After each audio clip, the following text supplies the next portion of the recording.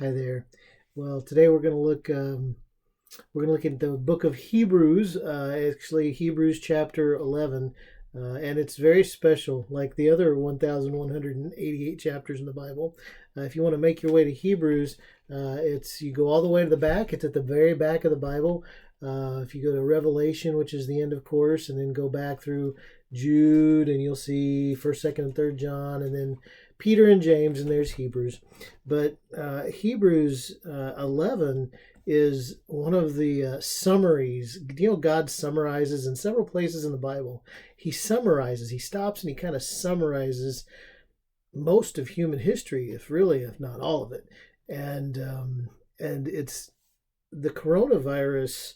Where does the coronavirus fit in the Bible and in the scheme of things? That was the question from last time. Well, there's a bigger picture, and I talked about the beginning and the middle and the end last time, so you can go back and look at that if you haven't.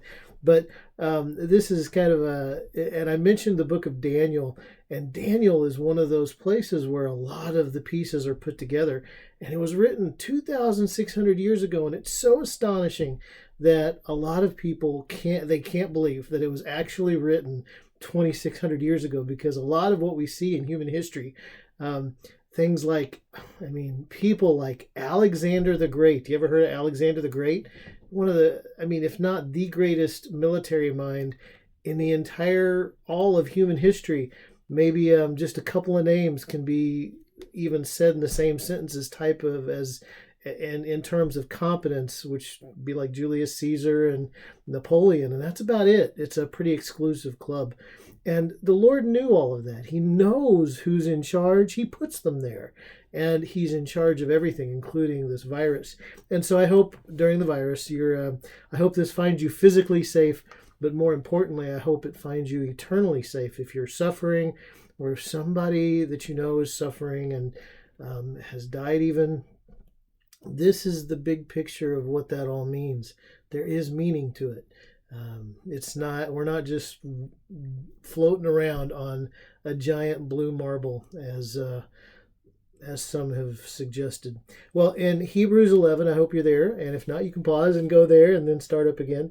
But Hebrews 11 is often called it's referred to as the Hall of Faith, like a Hall of Fame. And it gives a quick definition, but very good one, of what faith is. We're supposed to live by faith. The just live by faith and not by sight. It doesn't mean we don't look at the evidence, because there is evidence.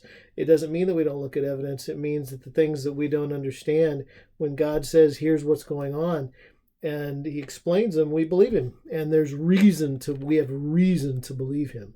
It's not a blind faith. It's reasoned faith. That's why Paul, he brought people together and he said, let's reason together. And we'll see in Daniel 4. In Daniel 4, Nebuchadnezzar, who was the most powerful man in the world at the time, it says his reason, he came back and was focused on Daniel's God. And it says that his reason returned to him. And then it says in Romans 12, 1 and 2, your reasonable service is to give your life to God. See, reason, you know what reasonable means? It's reason able. You're able to reason. Have you ever thought about that? It's just a compound word. Reasonable. You're able to reason, and I believe you are if you're here. And so the Lord wants to speak to us in his word. And so if you look at Hebrews 11:1, it says, here's the launching pad. This is everything else in the chapter is about this verse. It's explaining this verse. It's the definition of faith. Now, faith is the substance, what is real, the substance of things hoped for. So it's not a crutch for the weak.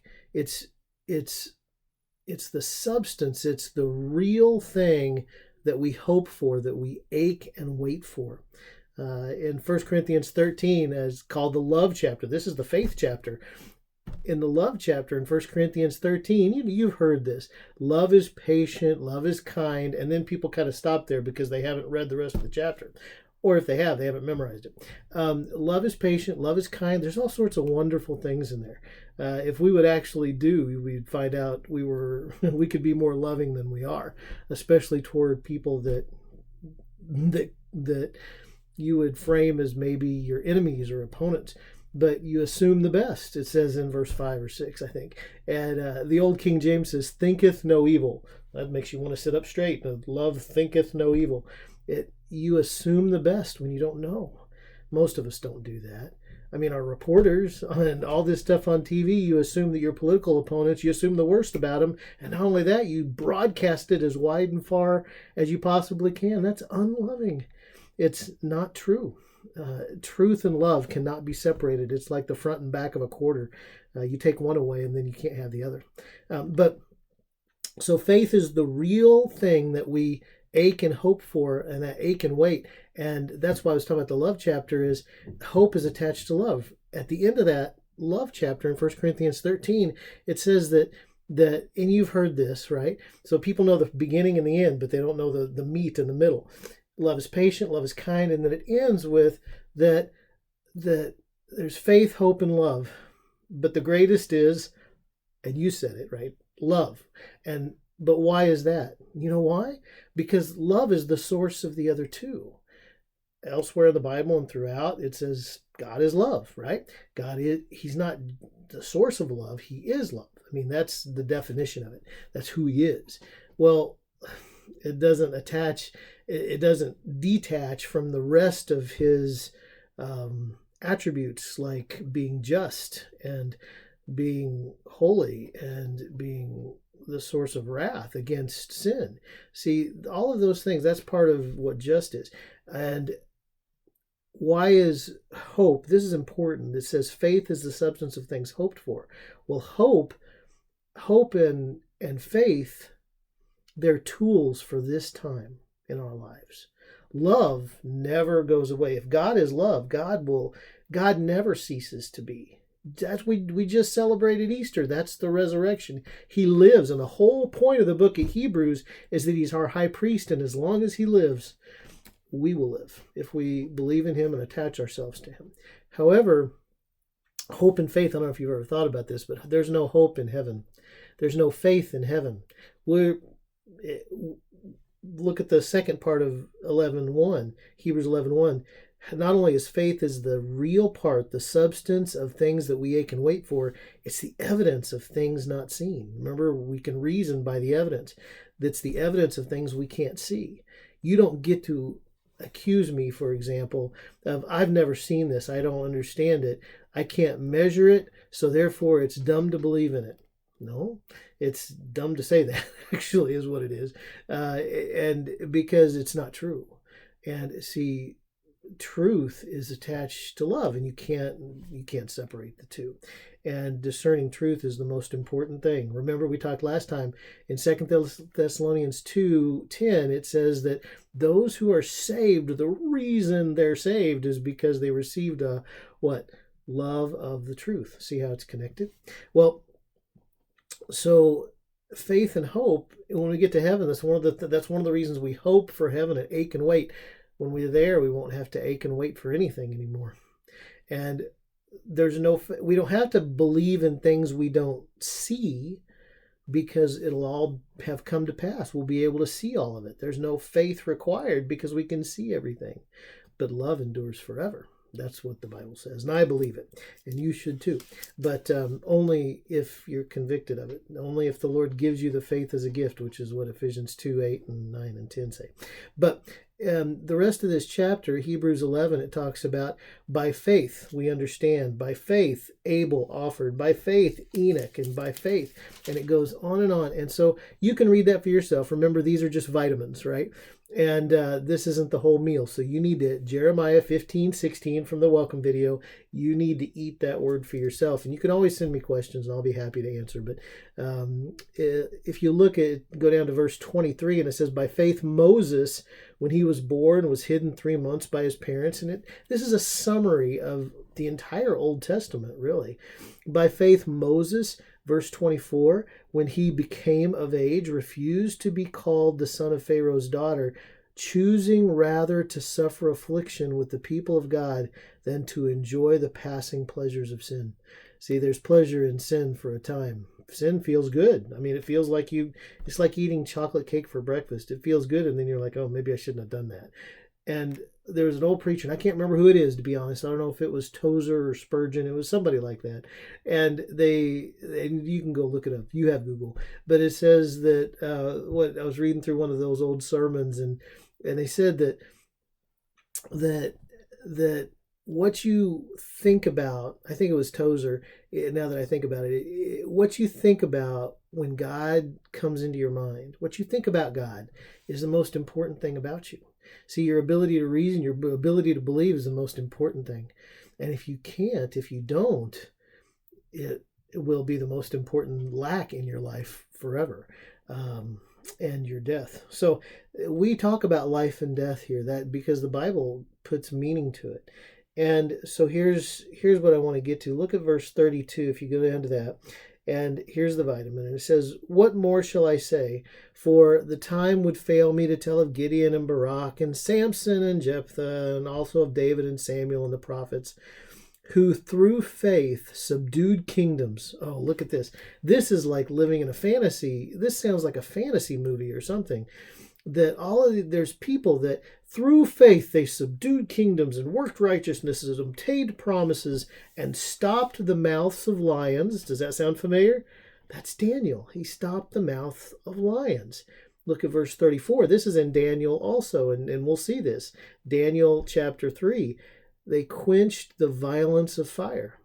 They came through fire, literal fire, unsinged. Well, we're going to see that, and what that was about. That was, you've heard of these guys, Daniel's friends, Shadrach, Meshach, and Abednego, right? And then it goes on. It says they escaped the edge of the sword. Out of weakness they were made strong. And it goes on. But go down to verse 36, and the list changes a little bit. Changes a lot, actually. Still others, not the ones that subdued kingdoms and stopped the mouths of lions. Still others had trials of mockings and scourgings, yes, and of chains and imprisonment.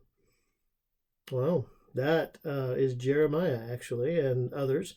They were stoned. They were sawn in two. Sawn in two. Can you imagine what that feels like? Church history says that was Isaiah. These were prophets of God. They didn't conquer kingdoms. They couldn't even get kings to listen to them, and they were executed for their troubles and hurt terribly and exiled and all sorts of things. They were stoned. They were sawn in two. They were tempted. They were slain with the sword. They wandered about in sheepskins and goatskins, being destitute, afflicted, and tormented, of whom the world was not worthy. They wandered in deserts and mountains, in dens and caves of the earth. And all these, having obtained a good testimony of faith. And that's what I want to, other than introducing and showing you where Daniel kind of fits in the big summary of things, I wanted to show you this. So verse Daniel is in, and his friends are in chapter 11, verse 33 and 34 in the summary. And it's wonderful. And that's why we study these things as an example of our faith. But then, and to understand it better. And then verse 39, it says, all of these, whether they conquered kingdoms or whether they were sawn in two, it doesn't matter. You shouldn't be after conquering a kingdom. You shouldn't be after any of that kind of thing. You should be after doing what God wants you to do. And if it leads you even to death on a cross or being sawn in two, then that's where it leads. And death is gain. Paul said to die is gain. It's a doorway. Where is your sting, O death, as he wrote. It's very poetic. Death lost its sting, it's not a bad thing anymore. It's actually a gain. It might hurt going through the doorway, but boy, it's worth being on the other side. And all these, having obtained a good testimony through faith. See, all of them, your testimony is your story, right? It's a legal term. A testimony is your story of your life. Having obtained a good testimony through faith, they didn't receive the promise, God having provided something better for us. What does that mean here in the New Testament? That they should not be made perfect apart from us. What's the promise? Well, it's Christ. All right. Hope you're well. We'll see you soon. Bye.